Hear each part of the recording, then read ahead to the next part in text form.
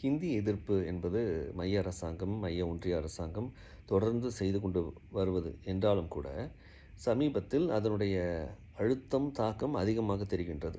CBSE பள்ளிக்கூடங்களிலே 8ஆம் வகுப்பு வரைக்கும் இருந்த இந்த ஹிந்தி என்பது சமீப காலம் நேற்று வந்த அறிக்கையில வந்து, இன்று திடீர்னு 9ஆம் வகுப்பிலிருந்து எல்லா குழந்தையும் 9, 10 2மே வந்து ஹிந்தி முக்கிய பாடமாக எடுத்து படிக்க வேண்டும். அதற்கு சிபிஎஸ்இ திருத்தம் செய்யும்.